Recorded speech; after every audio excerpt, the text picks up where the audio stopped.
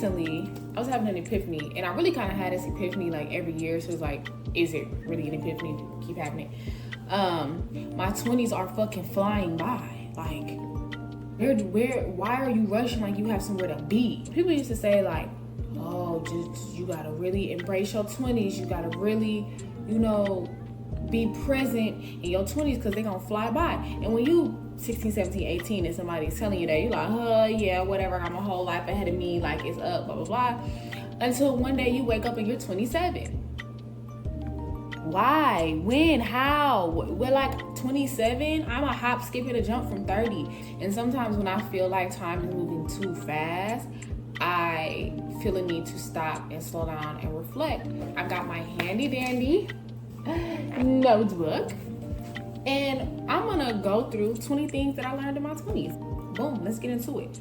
Number 1, romanticize your life. And I'm sure you've heard the concept of romanticizing your life, but for me, romanticizing my life means that even the smallest, littlest things that like don't seem that important, make them important. I often say that I feel like I'm living in a TV show, or like I'll do certain stuff and I'm like, oh, this feels like a scene of a movie. And I love that. Very much so main character energy, because you are the main character. So 2, being alone does not equal loneliness. A lot of people are afraid to be alone because they don't know how to spend time with themselves. I also noticed that when I was younger, like I would want a bunch of people around me to feel important or for validation. And when you're by yourself, nobody can validate you but you, So when you force yourself to be alone, you almost force yourself into a place of learning to self-validate. I haven't been lonely in ages. Honestly, I don't use that word. I don't speak that. I don't know what that is. Number 3, home resides in you first. I moved out of my home state. Moved twice actually. First I moved to Dallas, then from Dallas I went to Phoenix. In both of those moves, I learned that it doesn't matter where I am. I can pick my life up and restart wherever, as long as my core is solid. 4, life is a series of full circle moments. Child, I feel like universe is bringing me back home. So I told you I moved about 2 years ago, but now I'm back in my hometown. And I feel like universe brought me back here to force me to show up differently. I want to test you. I want to put you in a position to really show yourself. And I feel like, honestly, when I look back on it, that's all my life has been. I found myself back in the same situation so that I can prove to the universe and to myself that I've grown. And that growth is just not me talking, I can back it up with my actions. Number 5, and this is a big one. This is a big one, so listen. The more enlightened you become, the smaller your circle will get. When people say it is lonely at the top, baby, they're not just talking about financially. They're not just talking about success. That's not my measure of the top. The top that I have been working towards is the top of my understanding of self. You feel me? You reach a point where you can see through the smoke and mirrors. You see people for who they really are. You see things for what it really is. Baby, you don't even want to be around people for real. And you're going to feel very misunderstood. I felt misunderstood a lot in my 20s, a whole lot, because I feel like I was growing at such a different pace than people around me. But I don't think that's bad, The more you understand yourself and you understand the world around you, you really only want to be around other people who also have that certain level of understanding. So, number 6, boundaries are absolutely essential. And baby, I'm still truly learning this, especially when it comes to these men. Yeah. You don't have safeguards around you, anything will be able to attack you. Set some boundaries, man. Number 7, I lied. Number 7, there's always something new to discover about yourself. You are a constant work in progress.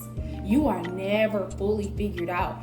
And when I started embracing that instead of running from that, I feel like I found a new level of freedom. It also allowed me to give myself grace too. It's like, you're not a perfect person and you won't be.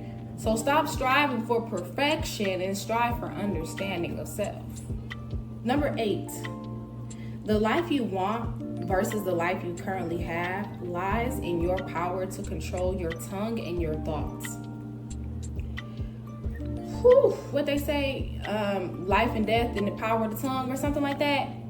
Yeah, not only in the power of the tongue, but the mind. You get to a place where you truly alter your mindset into a more positive, for me it was spiritual, positive and spiritual direction. I just felt life aligned so much more. I changed the way I talk to myself. I changed the type of things that I allowed people to say in my presence. I have this love-hate thing with the concept of you are who you hang around, because to some degree, I really do think that you are. Like, how can you be around somebody for years and think that nothing about them is gonna rub off on you? Just me personally. Number 9, take frequent breaks away from overstimulation. And by overstimulation, I'm really talking about social media. I am a big advocate of disappearing when you feel like it. I feel like in order for you to get to a space where you have a healthy balance, you first have to teach yourself that you can be without it and do without it. And in that time, y'all, I learned so much. Like, you'll start realizing, damn, I'd like to read. I didn't even know I could draw. I like to ride bikes, but you wouldn't know that because you're so busy twiddling them damn thumbs on Twitter. Log off the internet and log into you. Number 10, grieving is a very individualized process and we need to have grace. My father died when I was 11. My mother passed when I was 20. I'm 27 now. So throughout that time, the days get easier. Holidays aren't as hard. I smile instead of cry when certain songs come on. And to me, I'm thinking, oh my gosh, I'm healed. I'm good. I'm going to be able to go out in life and be a fully functioning, trauma-free adult. Yeah. I moved back home a year ago, and honestly, I was re-grieving all over again. Like, I really was shown like, oh, this shit comes in waves. Once we learn that there is no right way to grieve, we allow ourselves to flow through it and grow through it. 11, I feel like is a really, really, really big one. Every woman, and I feel like every person, but I'm a woman, so I'm speaking for the women or to the women. Every woman needs a period of time to be healthily single. Healthily single. Healthily single. I mean that you are not dipping in and out of potential relationships. No, just date. Have fun. Fuck. Like, do what you want to do.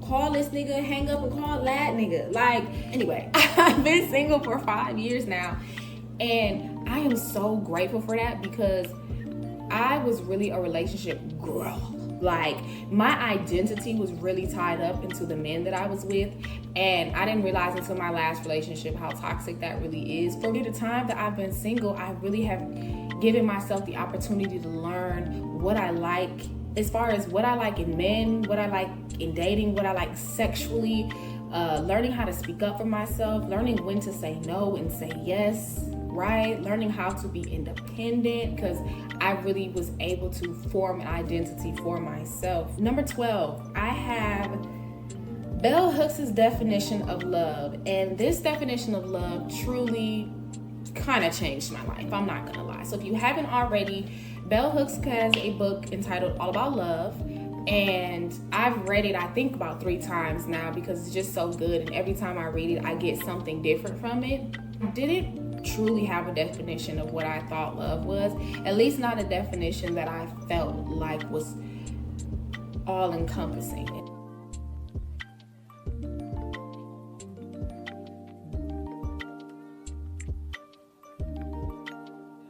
So the way I apply that to my life is Am I doing this because I want to make you a better person? Am I doing this with hopes that it will nurture your spiritual growth? If the answer is no, I'm not doing it out of love. For me, I love to be around water. I feel like water calms me.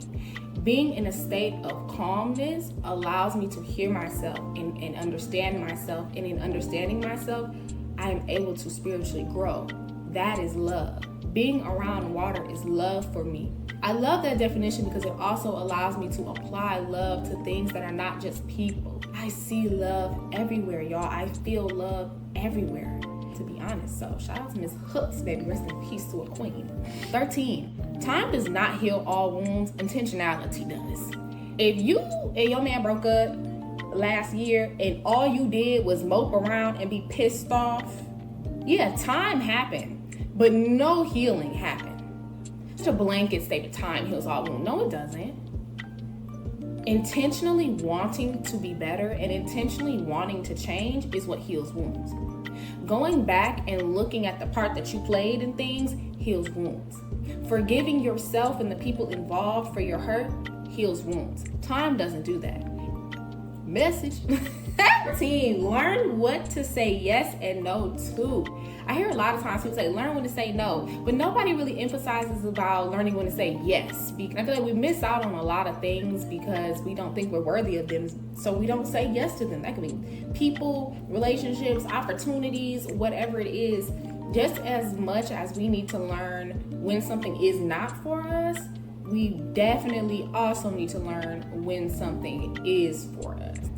15, choose your beliefs for yourself and not because the world told you to. This is not me knocking anyone at all who is religious, right?